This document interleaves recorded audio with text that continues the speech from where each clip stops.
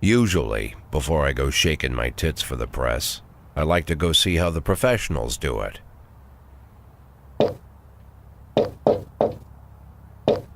Some might say the chief of police has no business in an institution like this, but in fact it's the quietest and safest place in town.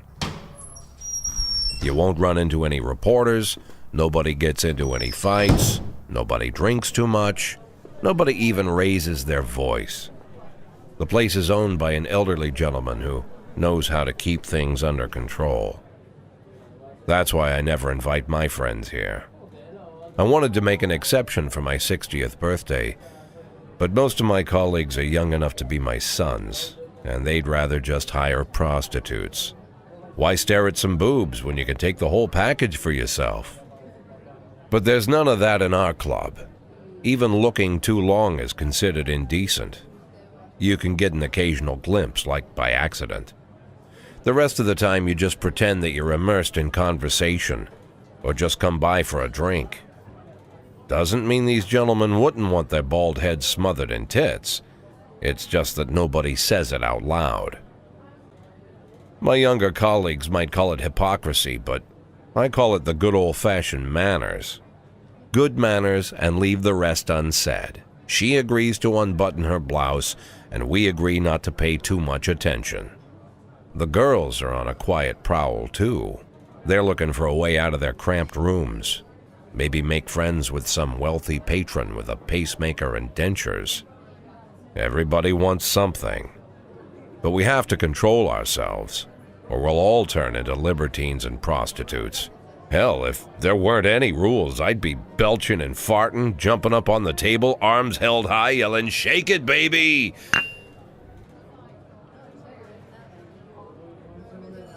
No idea how I got so barbaric.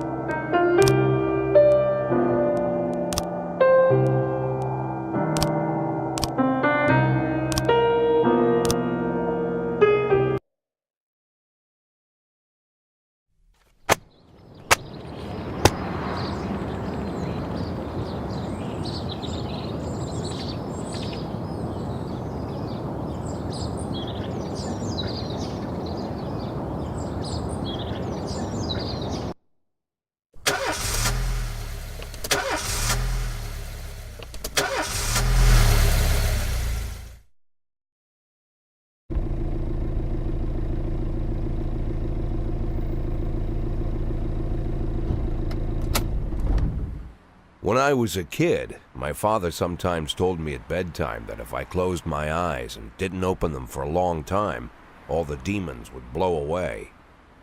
Yesterday I turned 60, but I still take his advice. Not because I'm sentimental or want to keep the memory of my father alive. I just can't think of a better solution. To get away from all the demons that haunt Freeburg, I'd need to wear a blindfold 24/7. Plus, it's a good idea to act blind when talking to reporters. At least that's what my colleagues say. They're afraid of press conferences. But for me, it's more like a confessional.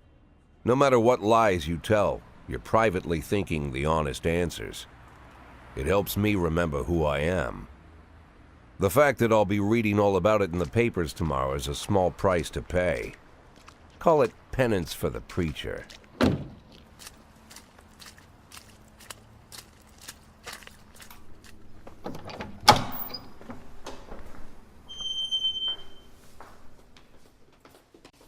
This is the first time I'm afraid of those answers my mind has given me.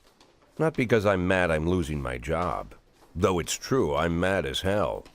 Not because I subconsciously blame everyone else. Though I damn sure do blame them. And don't even ask me what my next move is. I can't imagine. But even that doesn't scare me. The worst thing is, I know I'm gonna have to do something. And I'll be damned if I know how far I'll go. I may have a lot of vices, but predictability isn't one of them.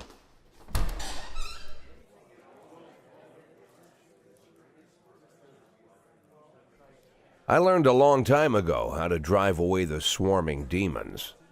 But what do you do when they're trying to rip your soul from your skin? Shutting my eyes tight as I can. The best solution remains the same: play blind. I just hope the reporters think I was blinded by the camera flash.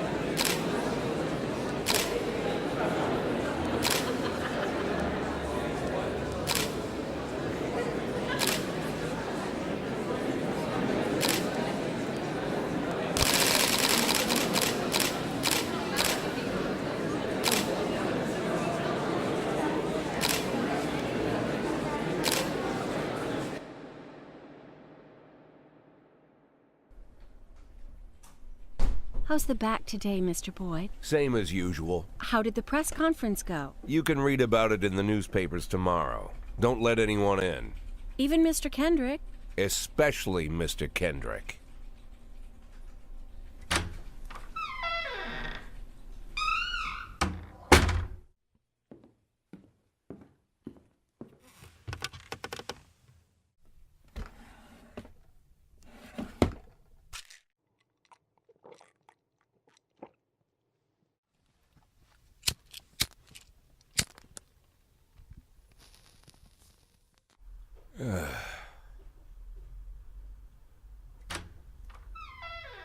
As soon as I heard the door creak, I knew what face I'd see. When I tell Emma not to let anyone in, there's only one man it could be. Rude, arrogant, no warning. That's Mayor Rogers in a nutshell. White summer shoes, white socks, white shorts, white polo shirt, and the white smile of a hungry shark. Mayor Rogers enters every room like he owns the place.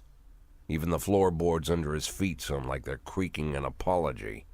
He never shied away from the odd corruption scheme. It's like the devil walks behind him. In the movies, the villains controlling the city play golf with the judges. Rogers plays tennis with them instead. That's about the only difference. Jack, I was hoping to catch you after the press conference. You ran away so quick. There's no smoking at City Hall. No reason for me to hang around. Well, this morning I signed a ban on smoking in all public buildings. Soon you won't be able to smoke here either. Soon enough I won't be here at all. That's what I wanted to talk to you about. The people of this city like you, Jack. The police chief of all people. Don't betray that, Jack. Don't get wrapped up in any schemes. Sit nice and quiet for the next 180 days, and you'll be remembered as a hero. That's the only thing that you still have left. Be the hero. Then how am I supposed to scrape together a retirement fund? You had a million chances to secure a luxury pension, one that even I would have envied, although I've never set aside any money for myself. I'm not planning to retire anytime soon.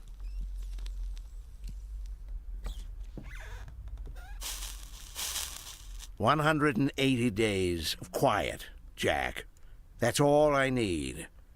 I don't have any problems with you, and you won't have any problems with me. I have a new assistant, Troy Starr. If you have something to tell me, call him. But try not to bother him. He's a busy man. I'll do my best. And quit smoking up the office. One of my friends will be using it soon.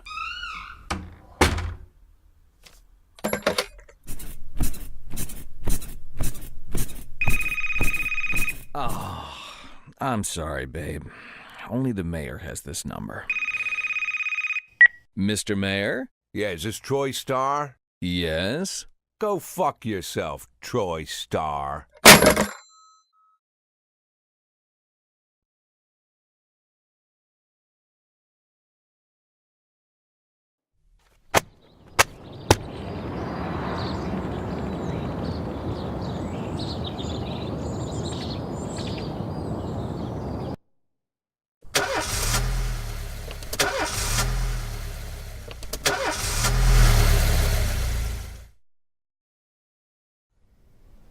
Cops don't use the police station cafeteria anymore.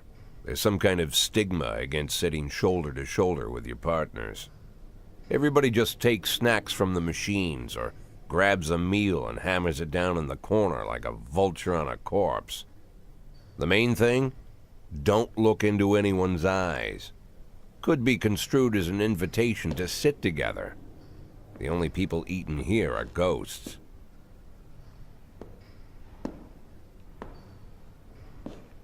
My deputy, Francis Kendrick. He recently became one of those ghosts. The subject of one of the most devastating corruption scandals in the history of Freeburg. No evidence to support the accusations, but everyone knows Kendrick's days are numbered. I need that file I asked for. Needs to be ready tonight. Francis didn't say anything, but I understood. Ghosts aren't supposed to talk. Besides, I got a feeling he was already finished.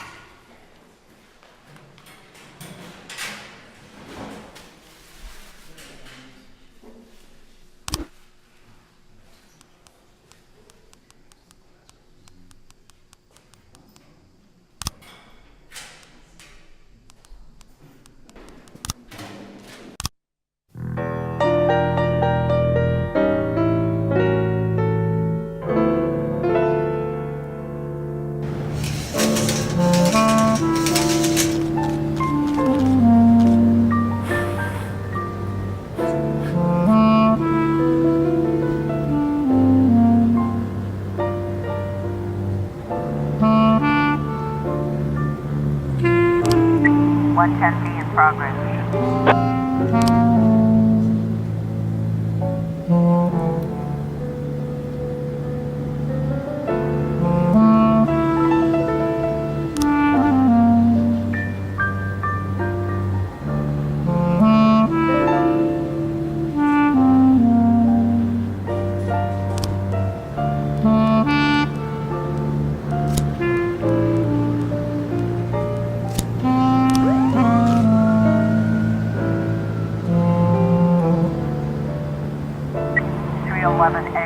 progress.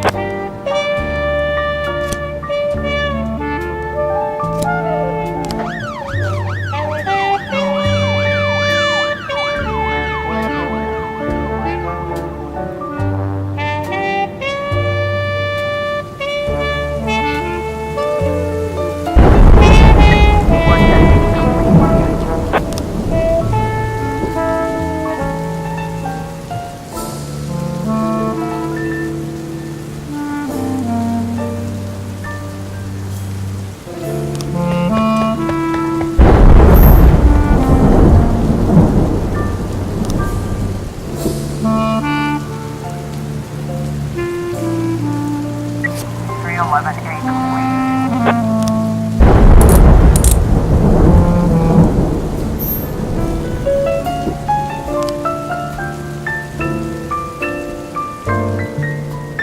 Nine ten feet in progress.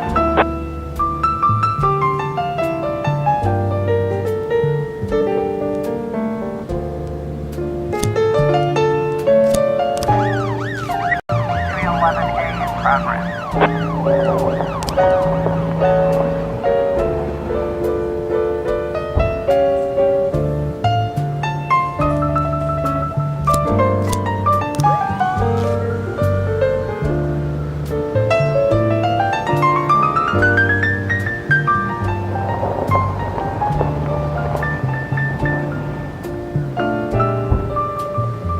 412A in progress.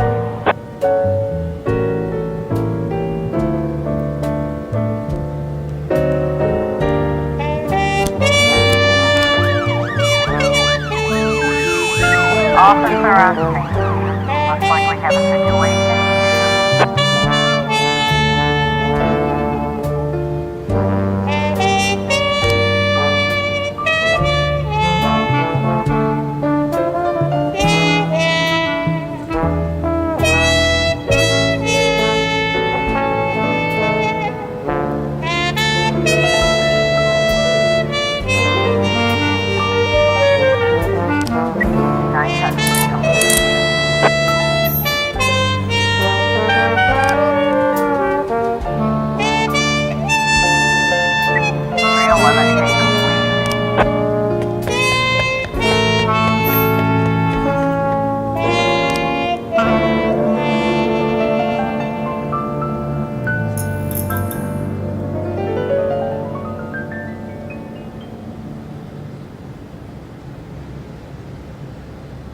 Four 12A complete.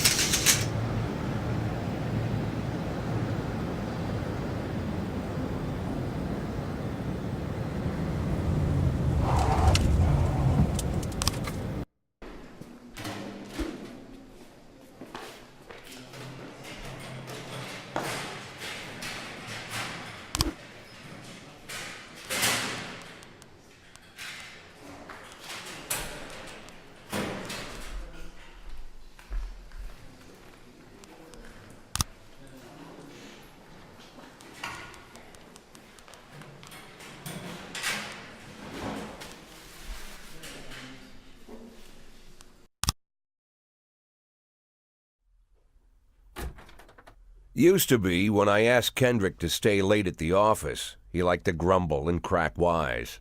Nowadays, he doesn't have the strength for it. Slumped shoulders, blank stare, wrinkled skin. The past few weeks, I don't hardly recognize my old friend. In his younger years, he reminded me of a gallant royal officer in an old Kipling story.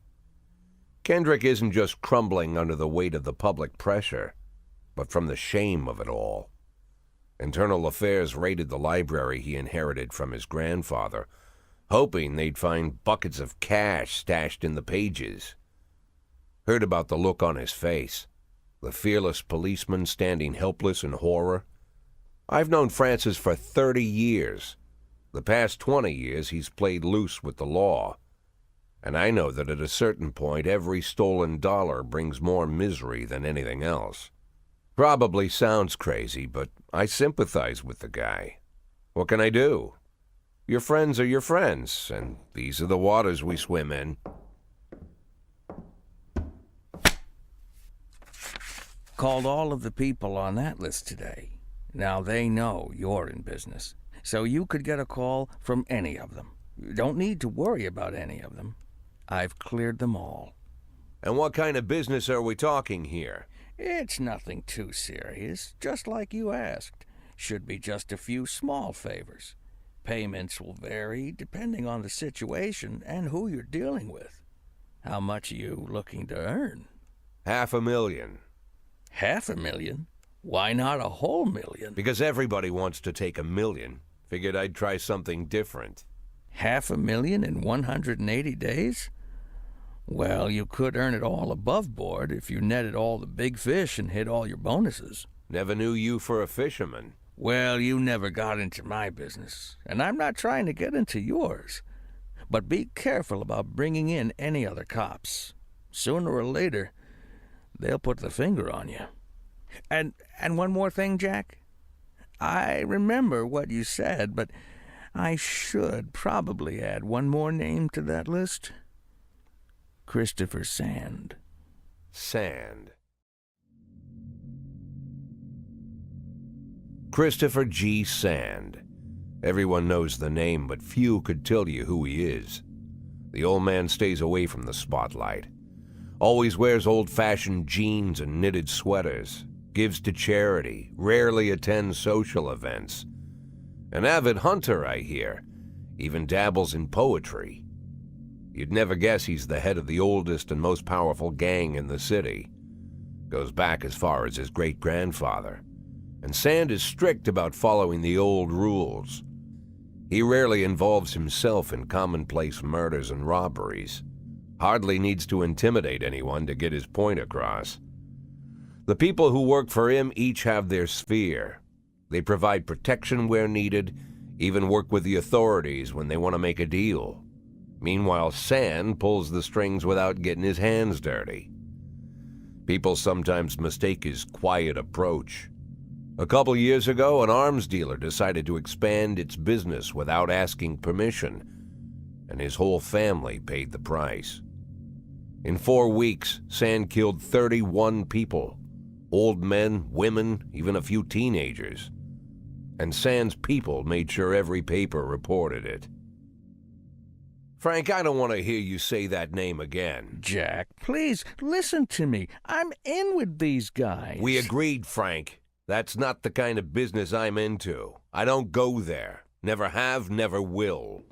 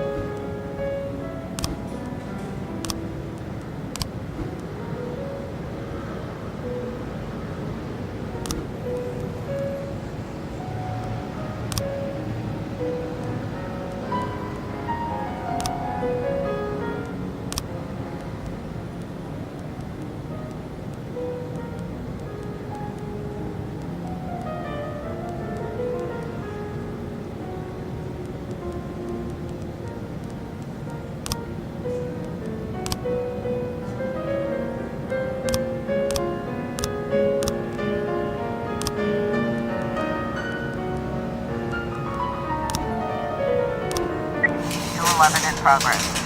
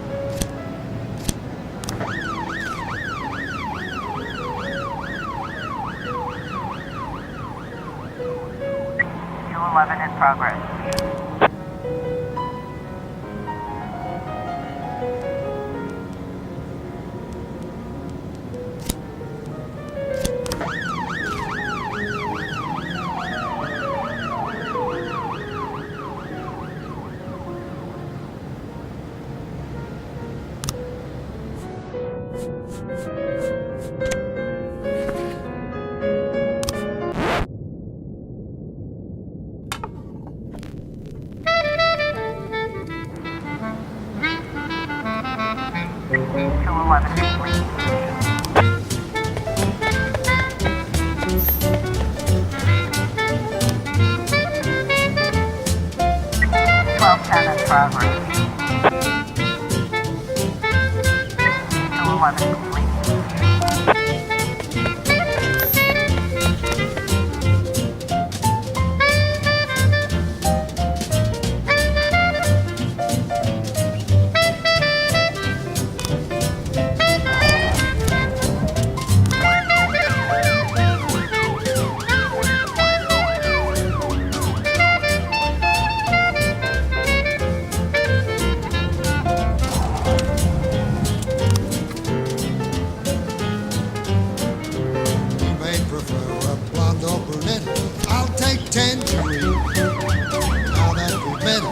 Sweet ginger green. 1210. That is for danger, so I'm told. I know just what they mean. Gotta be bold, the whole sweet ginger green. She's sweeter than Sue 11, and Georgia Brown. Progress. Beats Lulu too when she's back in town. Now she can shimmy like Sister Kate. She's a 411 dancing in queen, progress. fit for a king. Swing sweet ginger green.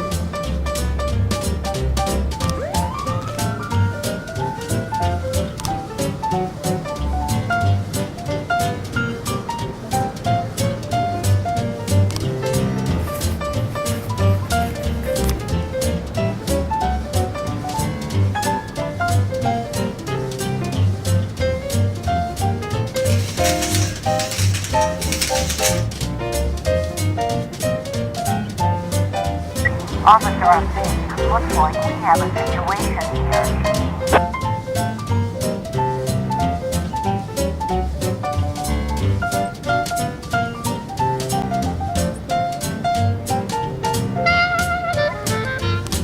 Four 1111.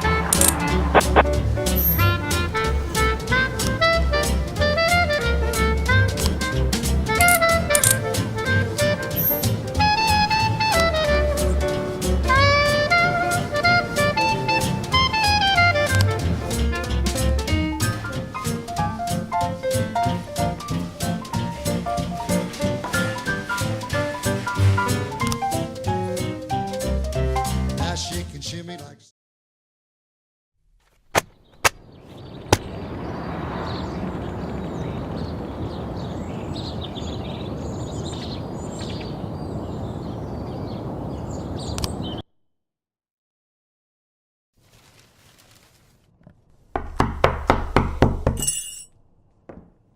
Whenever I'm alone at home and there's a knock at the door, I always hope it'll be my wife, Laura. She's always forgetting her keys. Hello, my name is Steve, and you're Jack Boyd, is that right?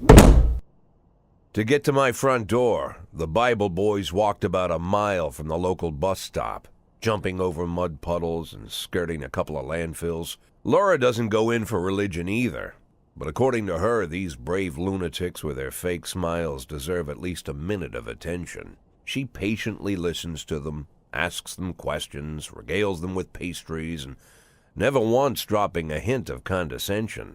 When I watch her do it, I've got to admit it gets me. I'd have hugged those boys, sat with them on the porch and lit up a cigar.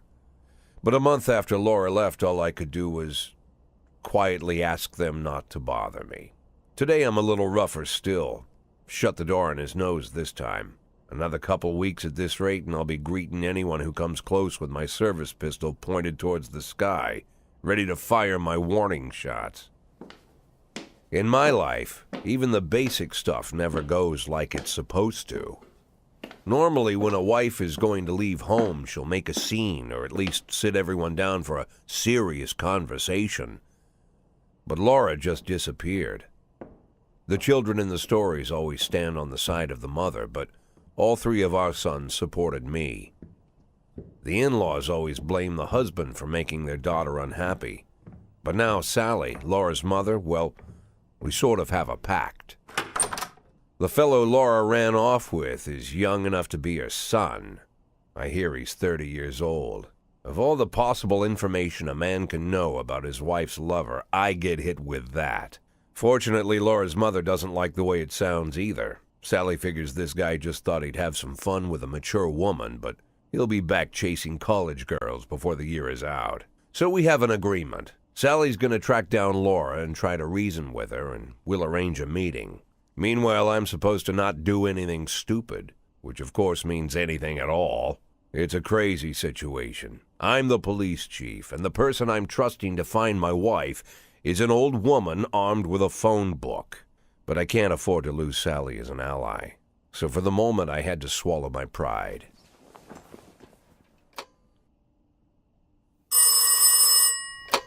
Hello. Mrs. Markham, this is Boyd. Oh, is there any news? That's what I wanted to ask you. Have you found anything? An address, phone number? Have you spoken to her? Don't worry, Jack. I've narrowed the range to 2 suspects, or whatever you like to say at your police building. At my police building, we find people faster than a funny old woman chirping on the phone with my wife's girlfriends. Oh, you're an old man, Jack. Come to your senses. They'd give us straight odds on the street. But I've got more energy, Jack. Maybe you think I'm a foolish old woman, but I go to my book club, argue with the girls about Byron, and it gives me energy. I talk to my dogs, and it gives me energy. And you have nothing, Jack. You don't even have a hobby. You got no passion. It's why Laura left you. Let's not go back into that, Sally. Find my wife, and we can discuss my hobbies later. I'm waiting for your call, and my patience is running thin. Laura, if you've stopped loving me, I'll let you go. I can't expect the impossible from you. Just don't let me die out here, okay?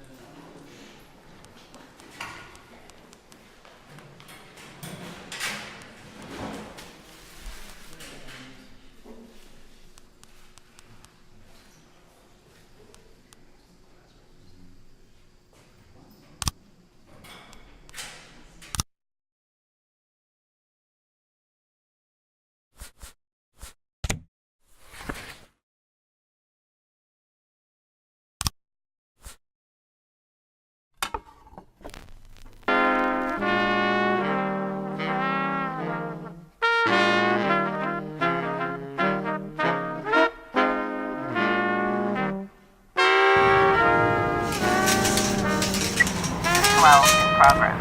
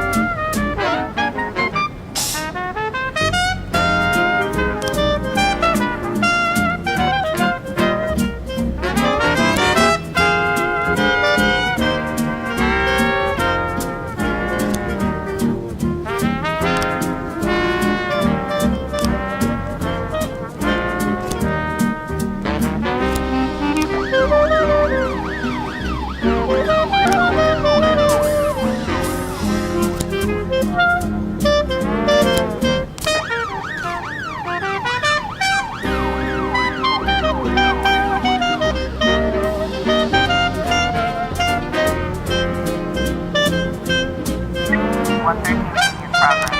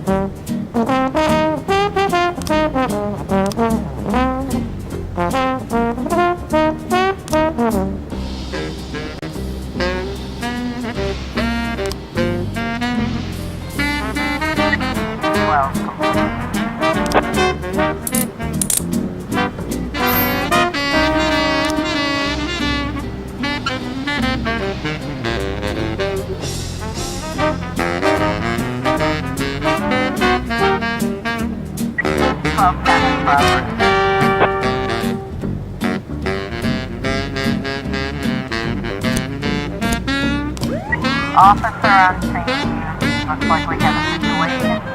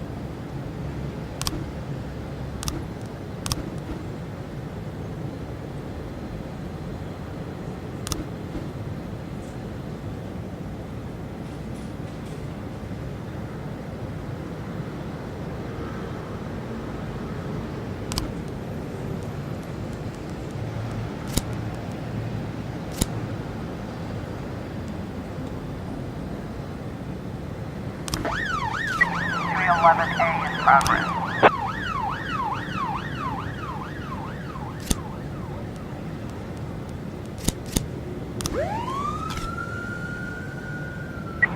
A in progress.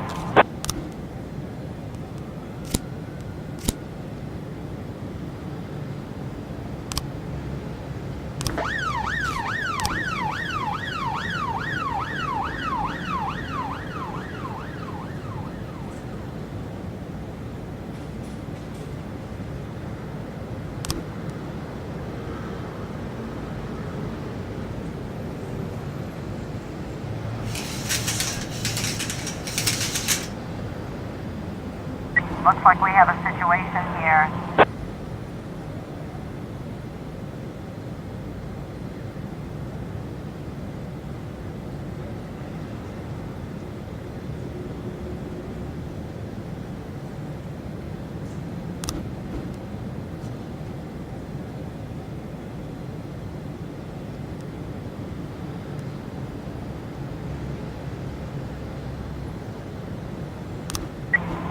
A complete.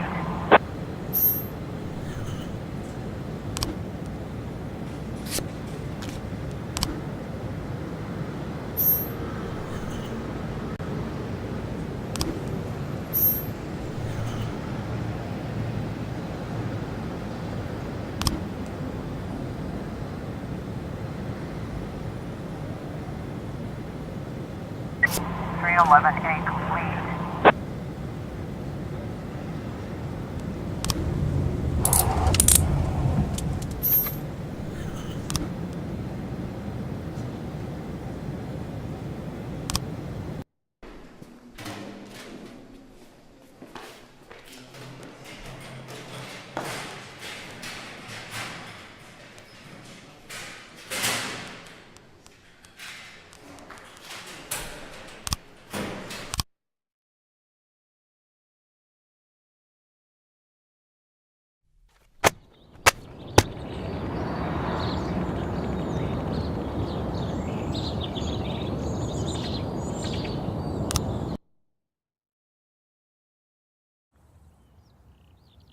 Why would a man need a barn?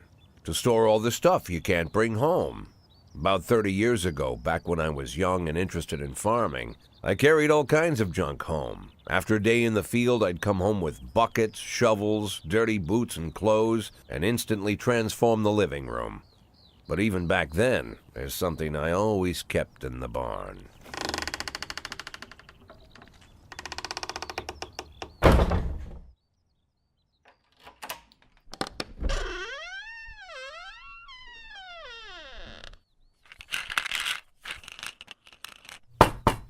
I stopped keeping my pills inside the house because every time I was about to take a triple, someone would knock on my bedroom door.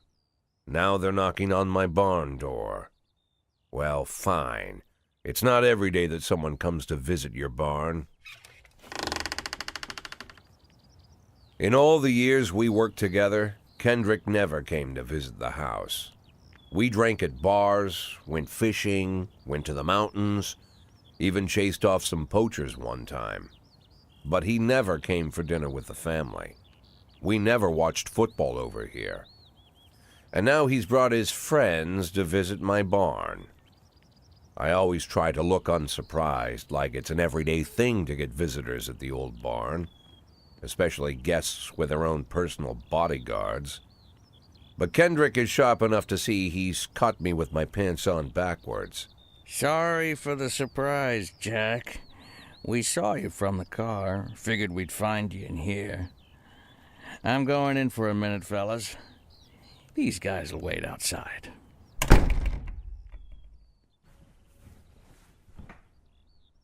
How long you been dating the lover boys? They're Sans people, Jack. Yeah. So now you're appearing in public with members of the mafia? Jack, I'm leaving tonight. More like fleeing. Jenny and I are taking the girls and making a run for it. Probably won't be seeing each other again. I've got new documents, a new name, a new life, everything new. The papers say you're still working your last week for the department. I've got to get out today. I won't be getting another chance. Don't know if you noticed, but the whole city is against me. You told your mafia friends about your plans. Jackie, if I don't fix everything with them in the next few hours, they're going to kill me. And not just me. My family, my relatives, God, Jack, I don't know who else. They found out that I was planning to run, and they demanded that we close our contract today. Your contract, Frank? Really? Is that how you talk now?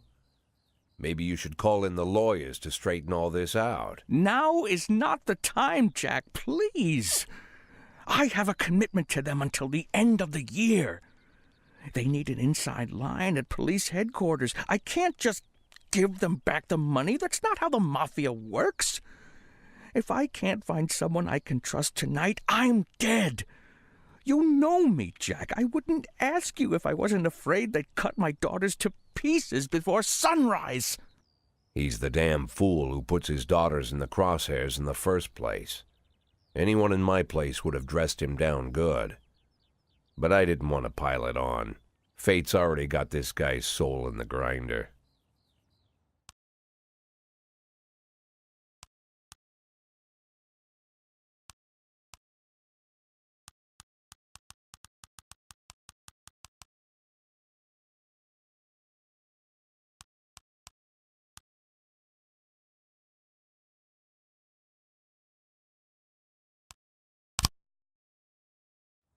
Give him my phone number and tell him it's done. Don't call me. Don't come to work today. I don't want to see or hear from you again. Time for you to go. Jack, Get the fuck out of my nice cozy barn, Frank.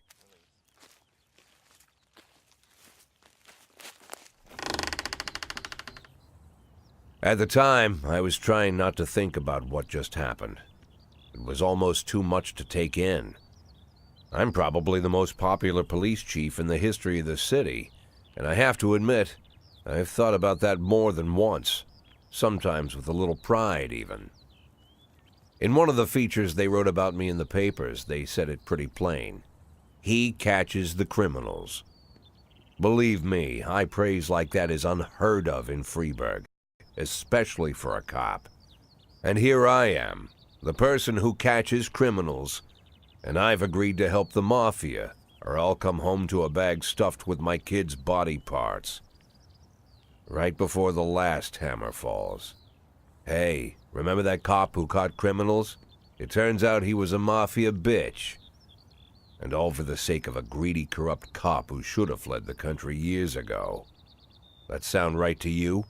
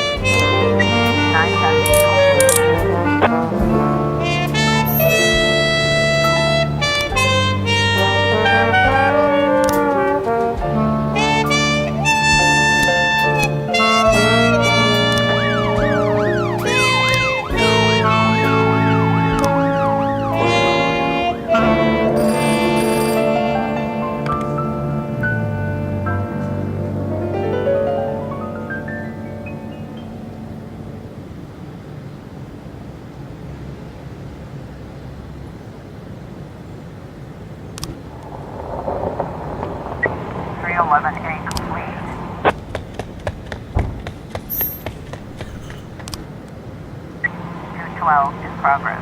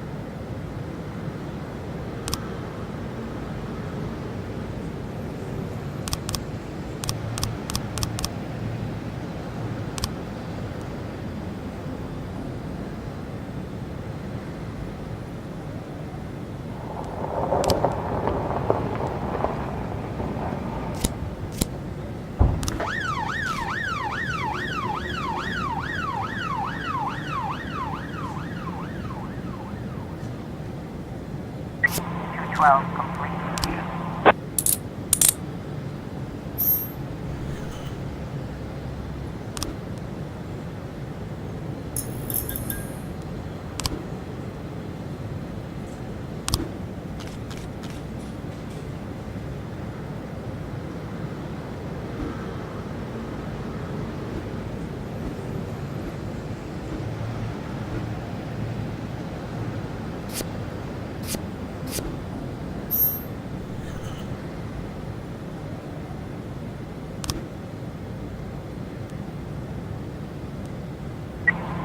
In progress. Complete.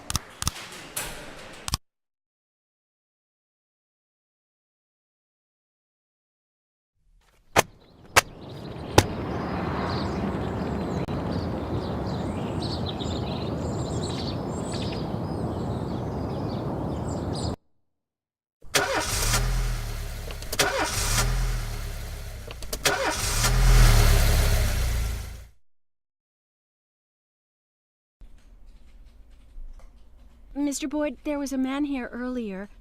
He left you this. A man? What man? Who let him on this floor? I don't know. I've never seen him before. I asked him his name, but he just ignored me. He was talking on a big telephone, you know, one of those portables. He gave me this envelope and left. Damn. Okay, let's see about this.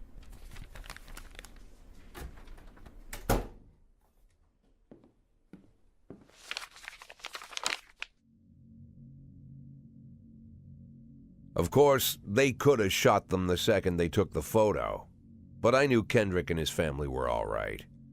Either way, the message was not that they got out.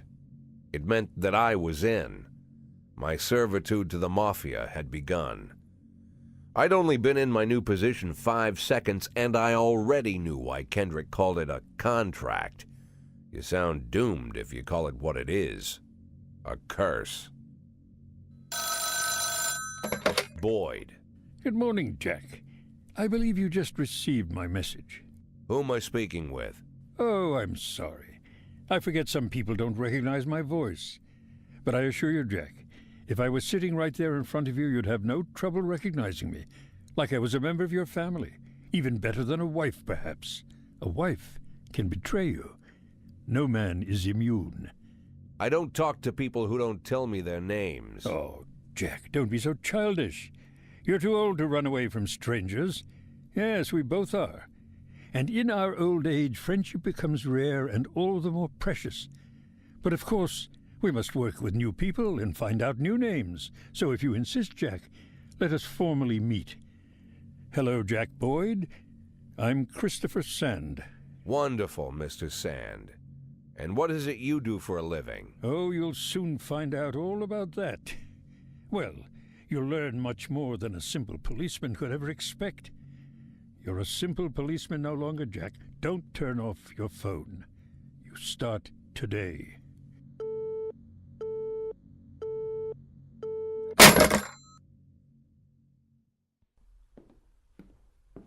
Eight in 10. It's been my go-to principle since my first day on the job. I've got to let my colleagues hush up what they need to, 2 out of 10 times, so that they'll help me with the remaining 8.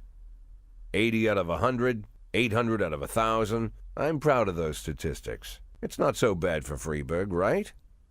But now I just officially became a mafia whore. I'm supposed to be fearing for my life, for the lives of my wife and children. But the only thing I can think, what's going to happen to 8 and 10?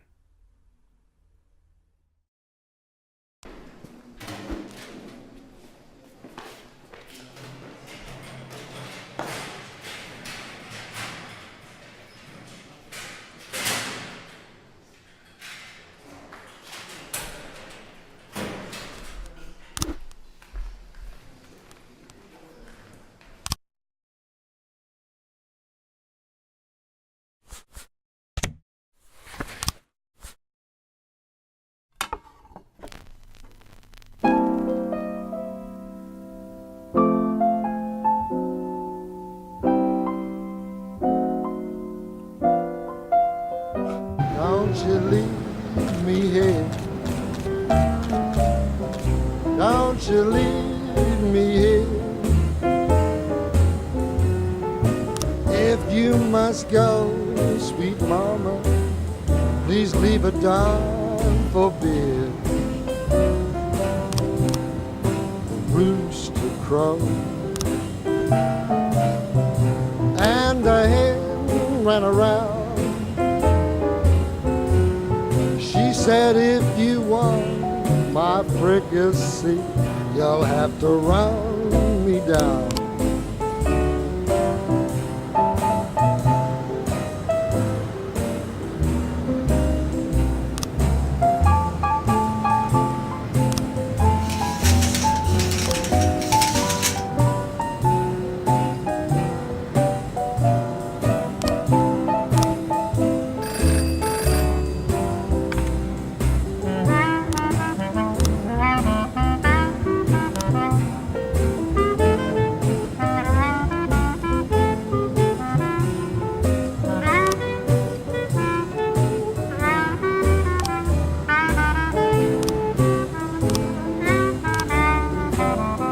I'm Alabama bound, Alabama bound.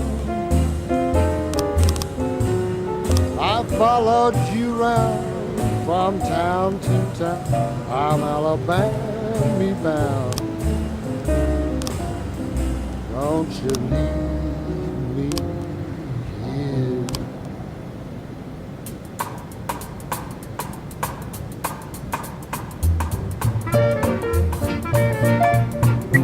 A in progress.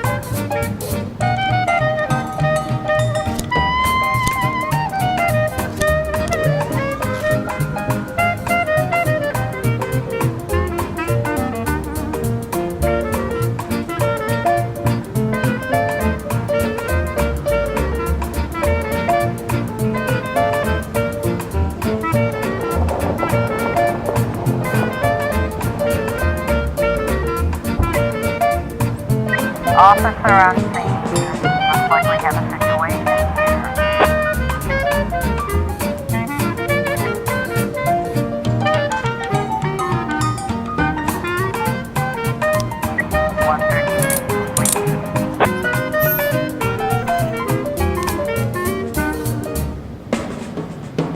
Seven ten A in progress.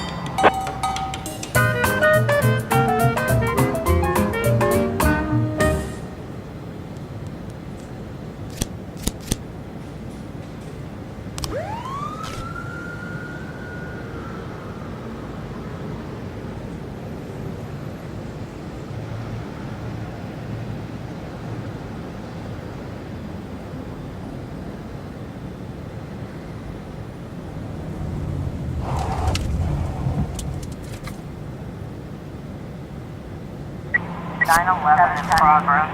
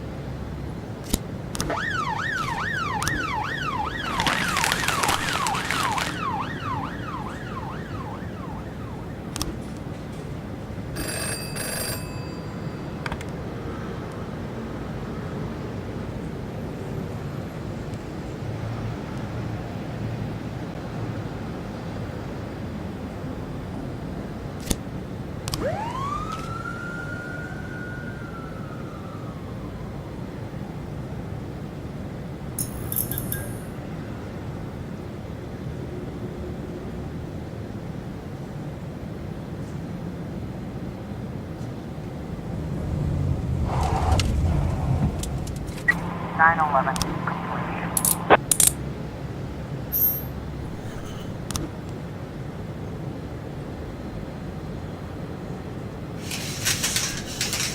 Point 12 in progress.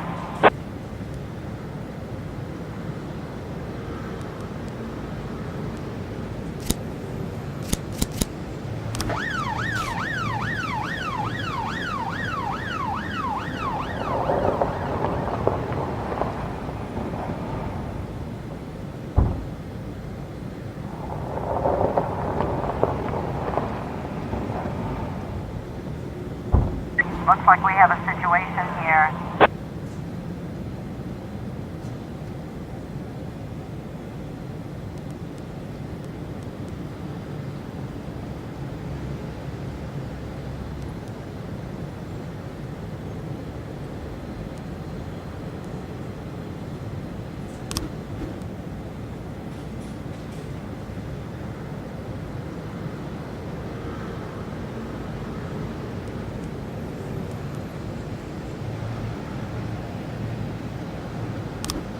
Four 12.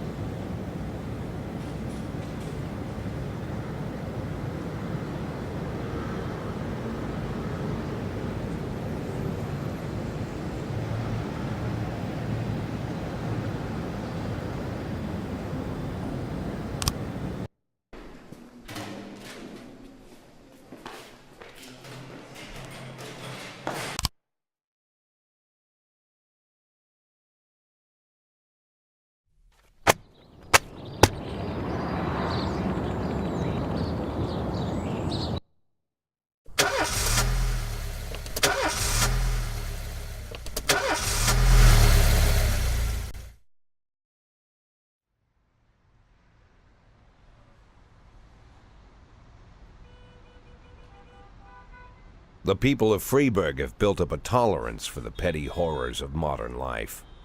You'll never see crowds gathering around a beaten passerby. Folks rarely even slow to gawk at a car accident. And street theft doesn't turn heads anymore. Been a long time since people got worked up about stuff like that. So when I ran into a troubled crowd on the way to work, I knew there was something serious going on. Something bad enough to knock these people out of their daily rhythm. And we're talking about people who would step over a corpse if it was blocking the door to the coffee shop. But apparently all it takes is a bunch of leaflets, or spreading broken glass across Main Street, or releasing a couple of hundred rats in the ice arena. The mysterious figure taking responsibility for these strange acts goes by the alias Robespierre. Nobody knows who he is, what he wants, or what all this adds up to, from the buckets of lard spread on the sidewalk to the front door of City Hall covered with ostrich feathers. But this strange cross between childhood pranks and cheap theatrics has got the people all worked up. Everyone understands when some Freeburg crook satisfies the basic human need to rob and kill. But when someone steals a lion from the local zoo and locks him in a cell below the courthouse, the people start asking questions. Myself, I kinda like this Robespierre. It's not just the pranks he's pulling or his green bull's head emblem. I just like his funny nickname. Robespierre? Really? Who does that make me? The Marquis de Lantenac? I don't think so. In the old books about revolutions, I fancy myself the old gunner who goes off to war with a bag of damp powder. Or maybe the innkeeper who tops up the beer kegs with mop water. It's something to think about.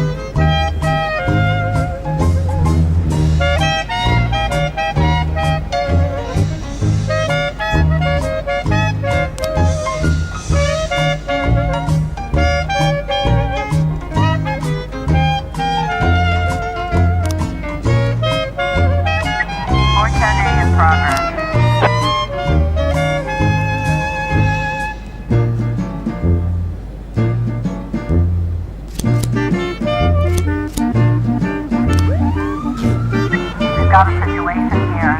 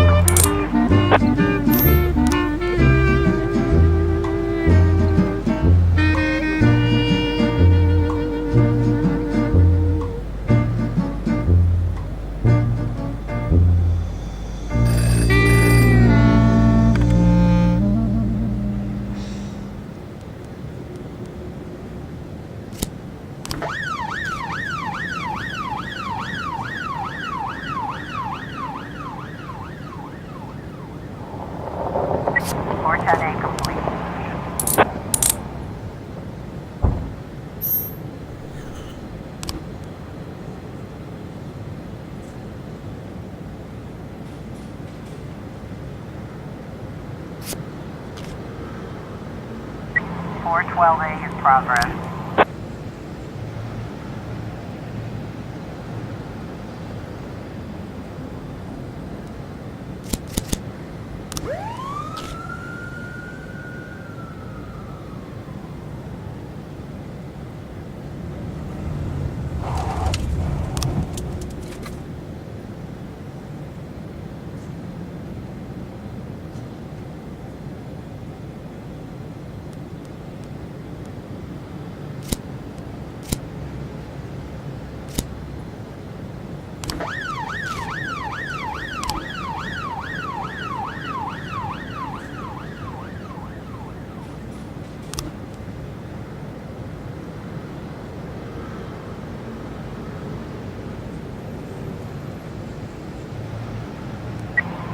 In progress.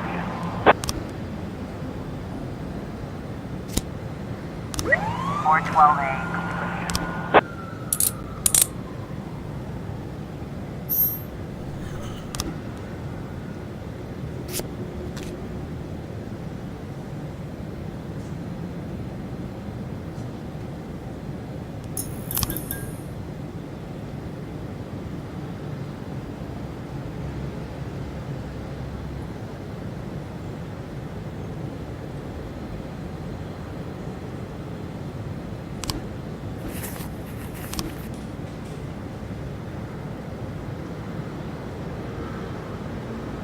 Officer on scene, looks like we have a situation here.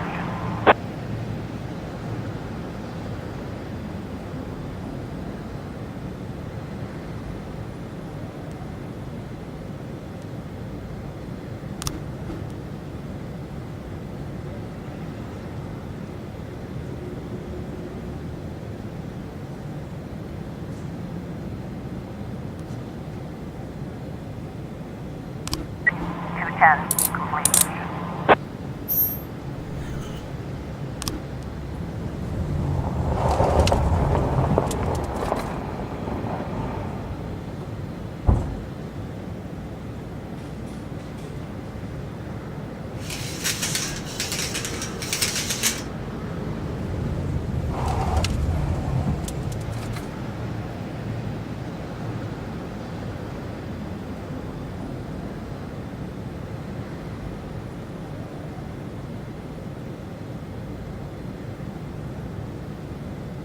911 in progress.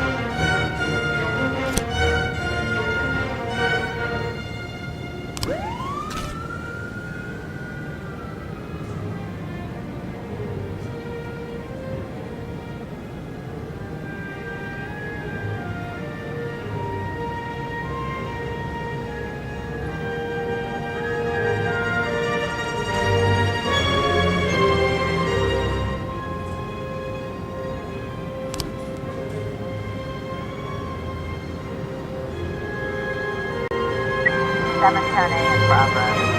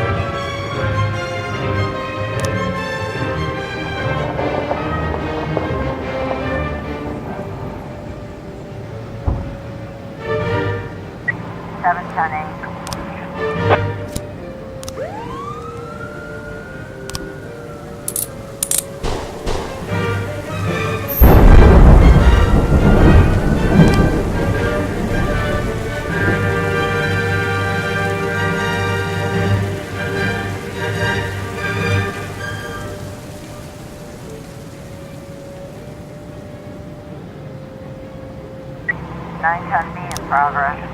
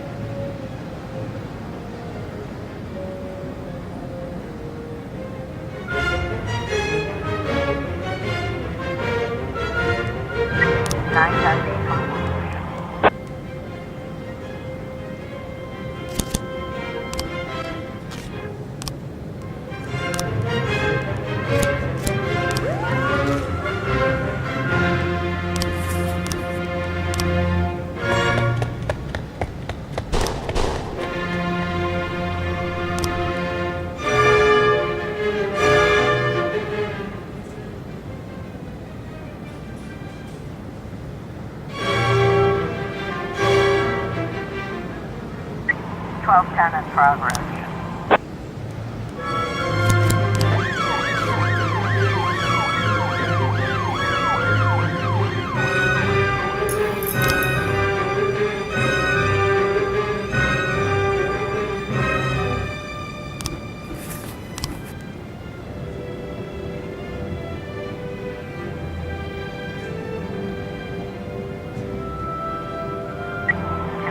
In progress.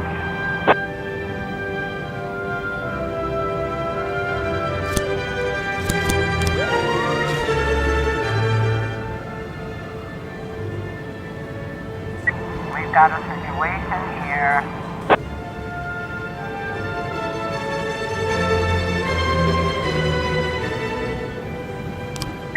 (1210) complete.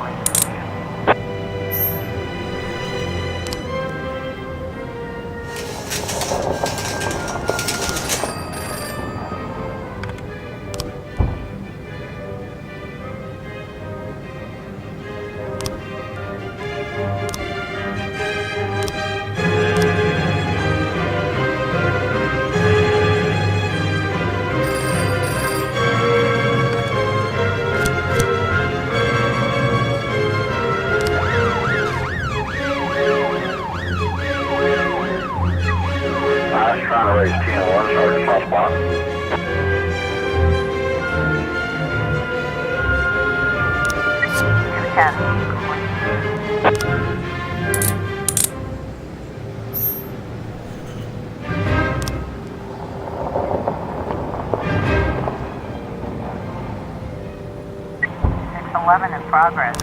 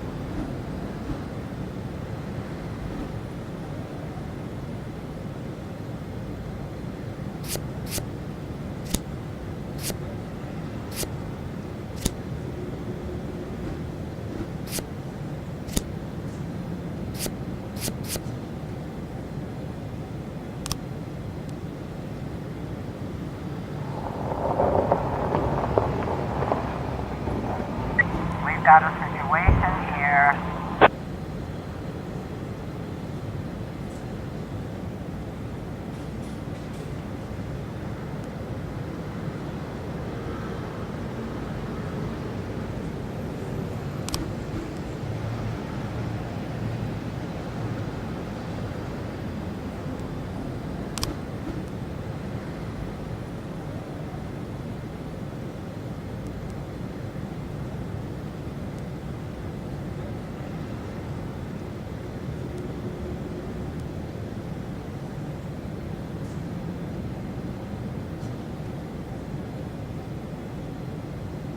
It's 11 complete.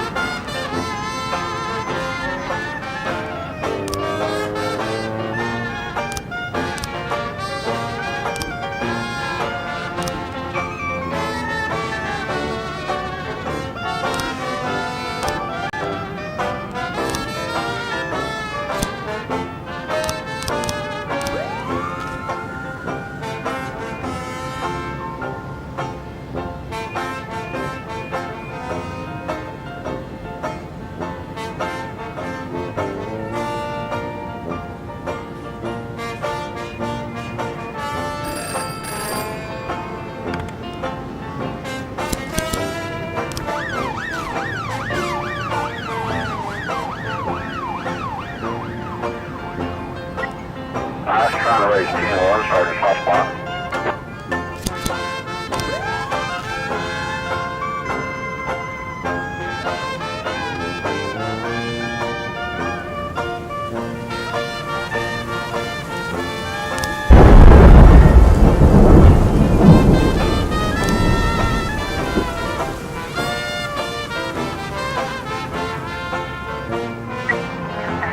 Progress.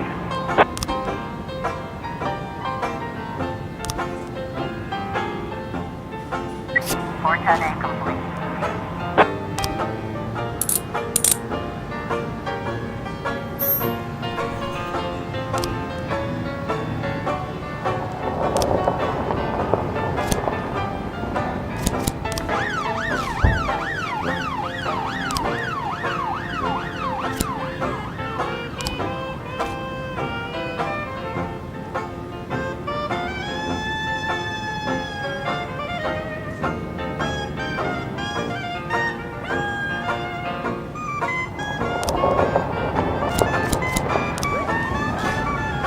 In progress.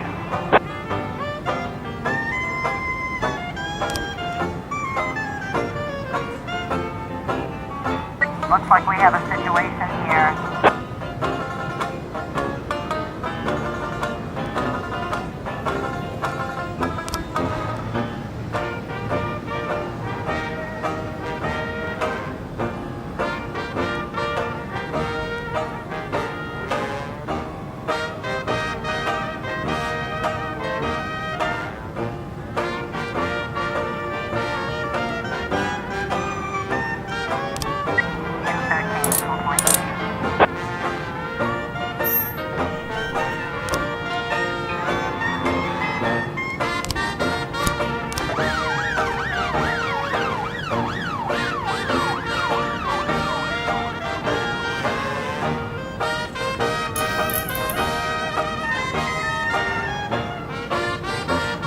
We're testing in progress.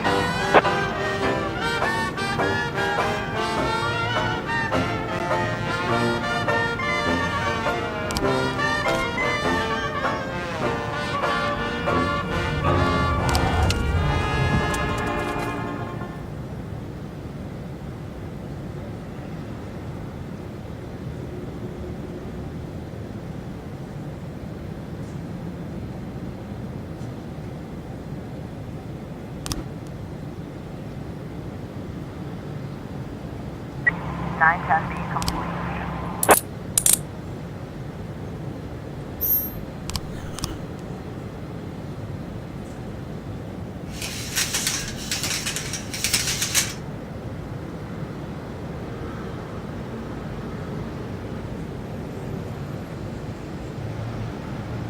Four 12A in progress.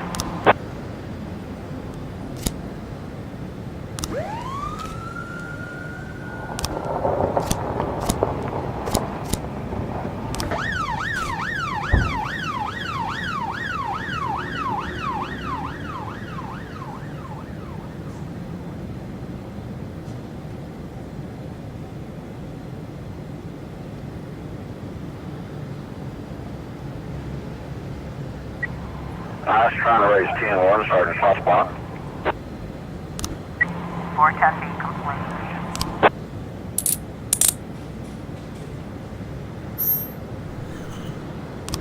We've got a situation here.